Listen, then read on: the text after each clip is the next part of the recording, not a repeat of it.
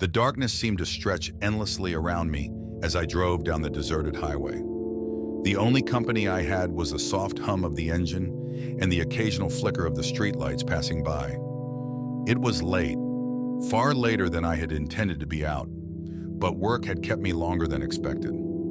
As tiredness crept over me, I longed for the comfort of my bed. Little did I know the road ahead held more than just fatigue.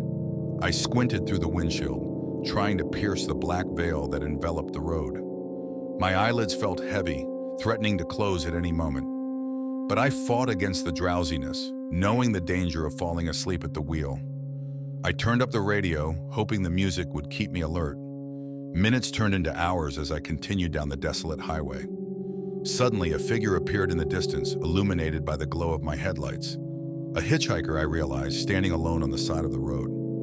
My first instinct was to keep driving, but guilt gnawed at me. What if they were stranded out here in the middle of nowhere? I slowed down and pulled over, rolling down the window to speak to the stranger. As they approached, I could see that something was off about them. Their movements were jerky, unnatural, like a marionette being controlled by invisible strings. But before I could react, they reached the window and leaned in close. "Need a ride?" I asked, my voice trembling slightly. The hitchhiker didn't respond. Instead, they stared at me with eyes that seemed to gleam in the darkness. I felt a shiver run down my spine, but I forced myself to stay calm.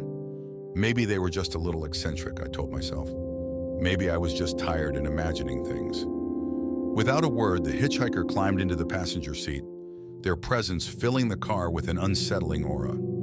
I hesitated for a moment, then resumed driving, trying to push aside my growing unease. As we drove on, I couldn't shake the feeling that something was terribly wrong. The hitchhiker sat silently beside me, their gaze fixed straight ahead. I stole glances at them from the corner of my eye, but they never moved, never spoke. It was as if they were just a lifeless statue, haunting my car with their presence. The road seemed to stretch on endlessly, the monotony broken only by the occasional sign or passing car. But as the hours dragged on, I began to notice something strange. The landmarks that should have been familiar to me were nowhere to be found.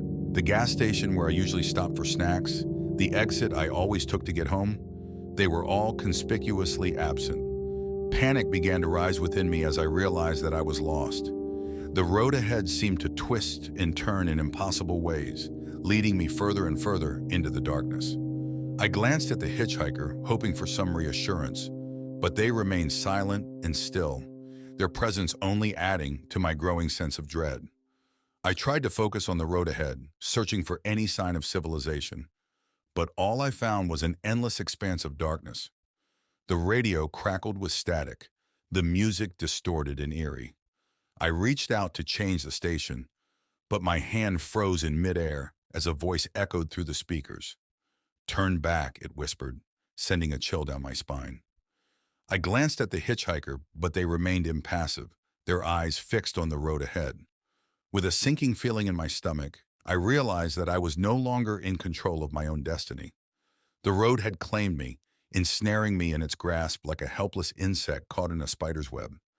As the night wore on, I felt myself slipping further and further into madness. Shadows danced at the edge of my vision, whispering secrets too terrible to comprehend. The hitchhiker beside me seemed to grow taller, their features twisting and distorting until they were no longer human. And then, just when I thought I couldn't take it anymore, the darkness receded, giving way to the faint glow of dawn on the horizon. I blinked in disbelief, unsure if what I had experienced was real or just a figment of my imagination.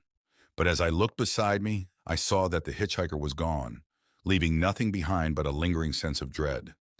And as I continued down the road, I couldn't shake the feeling that something was still out there, lurking in the darkness, waiting to claim its next victim.